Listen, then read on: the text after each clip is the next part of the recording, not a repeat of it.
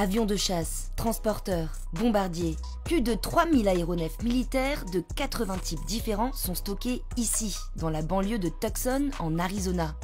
Certains de ces appareils ont l'air bien conservés et paraissent même prêts à décoller. D'autres ont les ailes coupées ou la carlingue complètement désossée.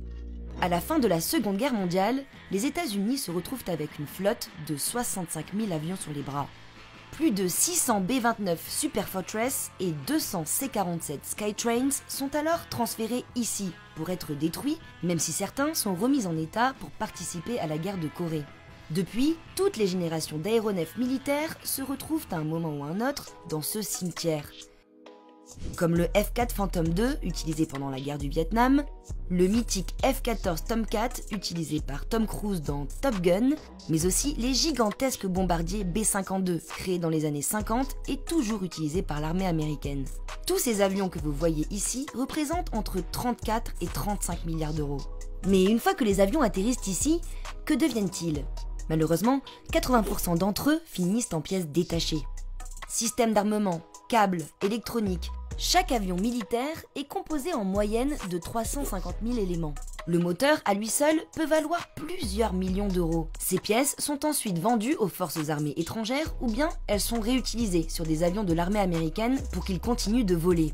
Chaque année, The Boneyard fournit entre 4 000 et 7 000 pièces détachées. Certains vieux avions de chasse, qui ne finissent pas en pièces détachées, sont convertis en drones pour voler sans pilote et servir de cible lors d'entraînements avec de véritables munitions.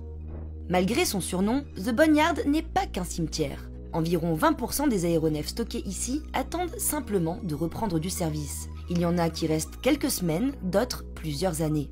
Et entretenir tous ces appareils nécessite un travail colossal pour les 500 mécaniciens et ingénieurs qui y travaillent. Lorsqu'un avion atterrit à la base, toutes les armes, le matériel électronique et les matériaux inflammables sont retirés. Puis la carlingue est lavée minutieusement, une étape cruciale qui permet d'enlever toute trace de sel qui pourrait ronger la carlingue. Ensuite, l'avion est enveloppé d'un revêtement blanc pour le protéger de la poussière, du soleil et des températures élevées, qui peuvent atteindre les 40 degrés dans l'Arizona. The Boneyard n'est pas le seul cimetière pour avions de la région. À une soixantaine de kilomètres à peine, on trouve l'un des plus gros parkings d'avions au monde, mais civil cette fois. En 2020, pendant la pandémie de Covid-19, Pinal Air Park est devenu un refuge pour les avions des compagnies aériennes nord-américaines qui ne pouvaient plus voler. En l'espace de 2 mois, le site, qui peut accueillir 400 avions, a vu atterrir près de 275 appareils, principalement des gros porteurs comme l'Airbus A330 et le Boeing 777. Nombre d'entre eux sont repartis dans les airs depuis.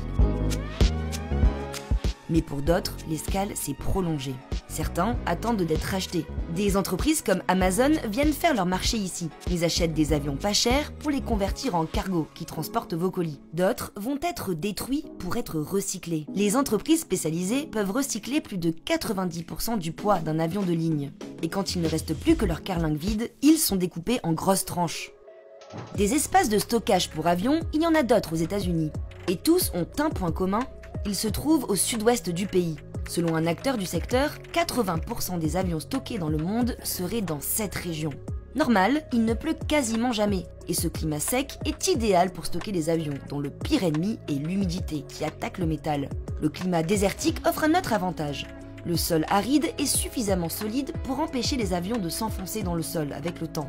En Europe, le plus gros parking d'avions se trouve en Espagne, dans le désert aragonais. Ici, le soleil brille plus de 250 jours par an.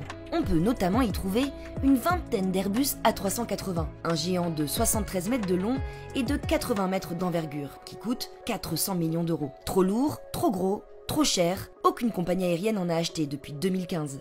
Et ceux qui sont entreposés ici attendent désormais leur démantèlement. En Asie du Sud, le climat humide et tempéré rend le stockage d'avions impossible. Alors, les compagnies aériennes asiatiques stockent leurs avions en plein milieu de l'Australie, à Alice Springs, où il ne pleut en moyenne que 30 jours par an.